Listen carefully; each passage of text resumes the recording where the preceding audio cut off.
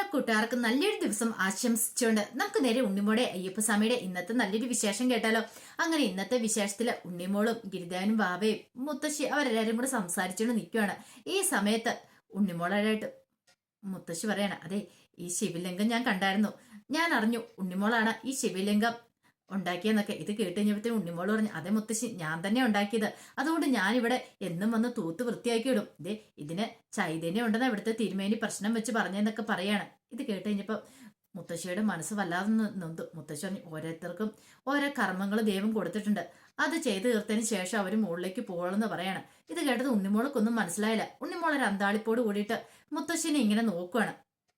പിന്നീട് ഉണ്ണിമോൾ, അതെ, ഞാൻ പോയി അവിടേക്കൊന്ന് വൃത്തിയാക്കട്ടെ, കണ്ടില്ലേ തിരുമേനി പൂജ ചെയ്യാൻ വരുന്ന സമയത്തിന് അവിടെ നല്ല അടിച്ചു വാരി വൃത്തിയാക്കി ഇടണമെന്ന് പറഞ്ഞുകൊണ്ട് ഉണ്ണിമോൾ അങ്ങോട്ടേക്ക് പോവാണ്. ഈ കാഴ്ച കണ്ടതും മുത്തശ്ശിക്ക് സഹിച്ചില്ല. മുത്തശ്ശിക്ക് വല്ലാത്ത സങ്കടമായിപ്പോയി. മുത്തശ്ശി പറഞ്ഞു, കണ്ടില്ലേ എന്റെ മോള്, ഒന്നും അറിയത്തില്ലാത്ത എന്റെ മോള്, എനിക്കറിയില്ല എന്ത് ചെയ്യണമെന്ന് എന്ന് പറയുവാണ്.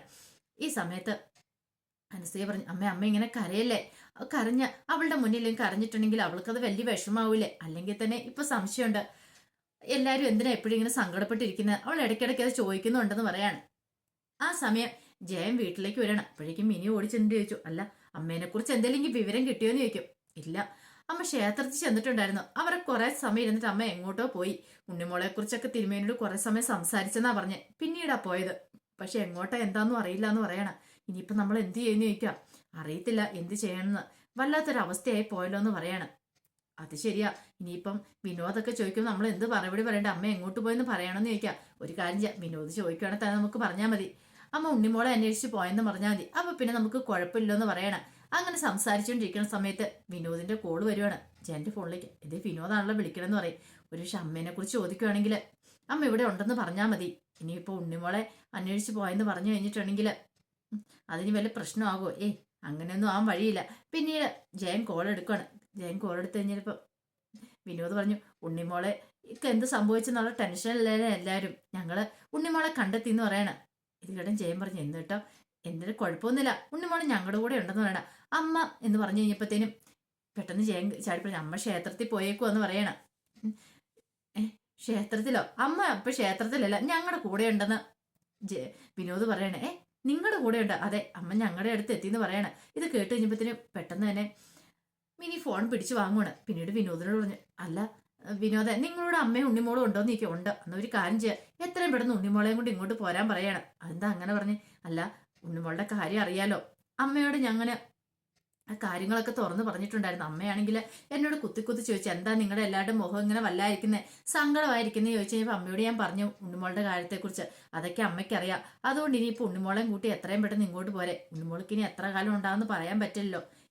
അത് ചുമ്മാ പറയുന്ന, അത് ചിലപ്പോ ഗിരിദേവൻ വെറുതെ പറഞ്ഞായിരിക്കും എന്ന് പറയാം. ഗിരിദേവൻ പറഞ്ഞ മാത്രല്ല, പണിക്കര് പറഞ്ഞ കാര്യം ഓർമ്മയുണ്ടല്ലോ, അതുകൊണ്ട് ഒരു കാര്യം ചെയ്യും വിനോദേ, അവരും കൂട്ടി ഇങ്ങോട്ട് പോരാൻ പറയണം. അത് കേട്ടപ്പോ വിനോദിന് വല്ലാത്ത സങ്കടമായി. എന്നാലും വിനോദ് പറഞ്ഞു, ശരി ഞാൻ വരാന്ന് പറയാണ്. ആ സമയം മുത്തശ്ശി നേരെ ഗിരിദേവന്റെ മാവിടെ അടുത്ത് എന്നിട്ട് പറഞ്ഞു, അതെ കണ്ടില്ലേ ഉണ്ണിമോൾ എന്ത് സന്തോഷത്തിലാണ്, ആ ഉണ്ണിമോളാണ് ഈ ഭൂമിയിൽ നിന്ന് പോകുന്നു പറയുന്നത്, എനിക്ക് വിശ്വസിക്കാൻ പറ്റുന്നില്ല ഗിരിദേവാന്ന് പറയണം. ഗിരിദേവൻ അറിയാവോ, എന്റെ കയ്യിലേക്ക് ഉണ്ണിമോളെ കിട്ടിയത് ഇപ്പോഴും ഞാൻ ഓർക്കുന്നുണ്ട്, നേഴ്സ് കൊണ്ട് തരുന്ന കാര്യം. അതിനുശേഷം അവള് പിച്ച് വെക്കാൻ തുടങ്ങിക്കഴിഞ്ഞപ്പോൾ സംസാരിക്കാൻ തുടങ്ങുന്ന സമയത്ത് ആദ്യം എൻ്റെ മുഖത്ത് നോക്കി അമ്മയെന്ന് അവള് വിളിച്ചേ. പിന്നീട് അവൾ സംസാരിക്കാൻ തുടങ്ങിക്കഴിഞ്ഞപ്പോൾ ഞാൻ അവള് പറഞ്ഞു മനസ്സിലാക്കി, ഞാൻ നിന്റെ അമ്മയല്ല മുത്തശ്ശിയാന്നുള്ള കാര്യങ്ങളൊക്കെ. അന്നു മുതൽ ഇന്ന് വരെ ഇപ്പോഴും എൻ്റെ മനസ്സിൽ അവളുടെ ഓരോ വളർച്ചയുടെ ഓരോ ഘട്ടങ്ങളും ഉണ്ട്. കുഞ്ഞി കൊലുസ് കാണിച്ച് ഓടി നടക്കുന്ന ആ രൂപം എൻ്റെ മനസ്സിലുണ്ട്. എപ്പോഴും അയ്യപ്പസ്വാമിയെ വിളിച്ചുകൊണ്ടിരിക്കുകയായിരുന്നു. അവള് ചിരിച്ച് ഞാൻ കണ്ടിട്ടില്ല, പക്ഷെ ചിരിച്ചു കണ്ട എപ്പോഴാണെന്നറിയാവോ, അവൾ സ്കൂളിൽ വന്ന് ഗിരിദേവനെയൊക്കെ പരിചയപ്പെട്ടതിന് ശേഷം ആദ്യമായിട്ട് ചിരിച്ചുകൊണ്ട് എൻ്റെ അടുത്തേക്ക് ഓടി വരുന്നേ. ആ രൂപം, അവളുടെ രൂപം ഇന്നും എൻ്റെ മനസ്സിൽ നിന്ന് മാഞ്ഞിട്ടില്ല. പിന്നെ എല്ലാം ഗിരിദേവനും ഭാവയായിരുന്നു. അത്രയും നാളും കരഞ്ഞുകൊണ്ടിരുന്ന എൻ്റെ കുട്ടി പിന്നീട് ചിരിക്കാൻ തുടങ്ങി. പക്ഷെ ഇന്ന് വരെ ആ ചിരി മാഞ്ഞിട്ടില്ല. അതിന് കാരണം നിങ്ങളാന്ന് പറയണം. പക്ഷെ ഇപ്പം നിങ്ങൾ പറയുന്നു എൻ്റെ കുട്ടി ഇവിടുന്ന് പോകുന്നു, എനിക്കിത് വിശ്വസിക്കാൻ പറ്റുന്നില്ല എന്ന് പറയാം. ഇത് കേട്ടതും ഗിരിദേവൻ പറഞ്ഞു, വിശ്വസിച്ചേ മതിയാവുള്ളൂ ഗിരിദേവ, എങ്ങനെയെങ്കിലും എൻ്റെ കുട്ടീനെ രക്ഷിക്കണമെന്ന് പറയാം. ഇത് കേട്ടതും ഗിരിദേവൻ പറഞ്ഞു, എനിക്ക് എന്ത് ചെയ്യാൻ പറ്റും മുത്തശ്ശി, കാരണം എനിക്ക് മുൻകൂട്ടി അവളുടെ ഇതിനെക്കുറിച്ചൊക്കെ അറിയാനേ പറ്റുള്ളൂ, അവളുടെ ആയുസിനെ കുറിച്ച്, അല്ലാതെ എനിക്കൊന്നും ചെയ്യാൻ പറ്റില്ലെന്ന് പറയാം. ഗിരിദേവൻ അങ്ങനെ പറയരുത്, ഗിരിദേവൻ വിചാരിച്ച സാധിക്കൂന്ന് പറയണം. ഗിരിദേവ, ഞാൻ ഗിരിദേവനോടൊരു കാര്യം ആവശ്യപ്പെട്ടെന്ന് ചോദിക്കാം. ഇത് കേട്ടതും ഗിരിദേവൻ ചോദിച്ചു, എന്താ മുത്തശ്ശി, എന്ത് കാര്യമെന്ന് ചോദിക്കാം.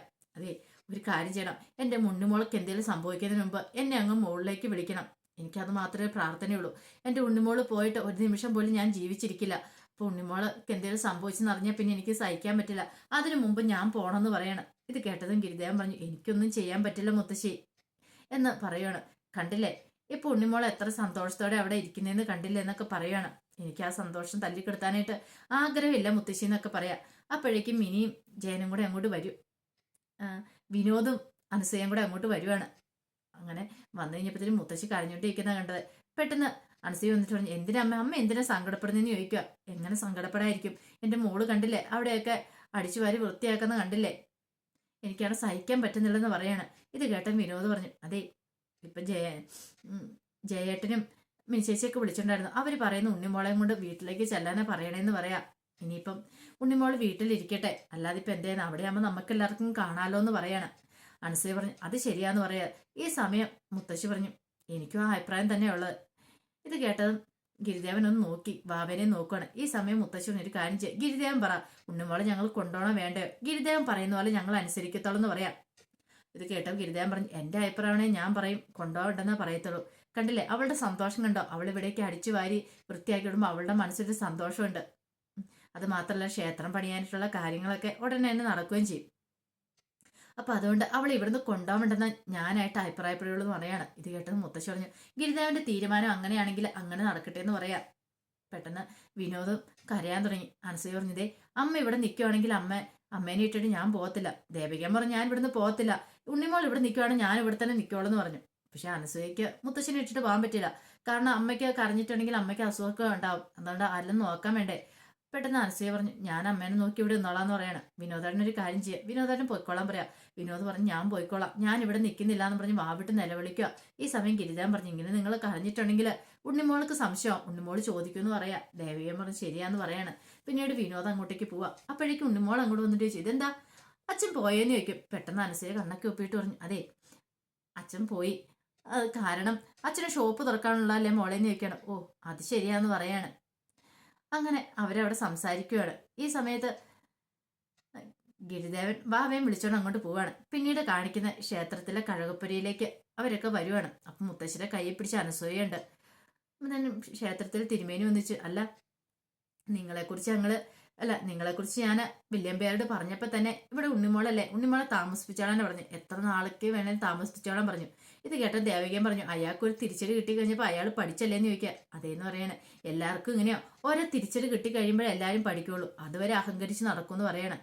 ഈ സമയം തിരുമേനി പറഞ്ഞു, അല്ല എനിക്കൊരു സംശയം, സാധാരണഗതി വലമാലീശ്വരൻ മാല കെട്ടാൻ വന്നാണെങ്കിൽ 3 ദിവസം കഴിഞ്ഞ് മടങ്ങിപ്പോവും, നിങ്ങളൊന്നും പറഞ്ഞില്ല എന്ന് പറയാണ്. ഇത് കേട്ട് കഴിഞ്ഞപ്പോൾ മുത്തശ്ശി പറഞ്ഞു, ഇപ്പം ഞങ്ങൾക്കൊന്നും പറയാൻ പറ്റില്ല എന്ന് പറയണം. ഗിരിദേവന് ഇത് തന്നെ പറഞ്ഞത്, എത്ര ദിവസം ഇവിടെ ഉണ്ടാവുന്നൊന്നും പറയാൻ പറ്റത്തില്ല തിരുമേനി എന്നാണ് ഗിരിദേവൻ പറഞ്ഞത്.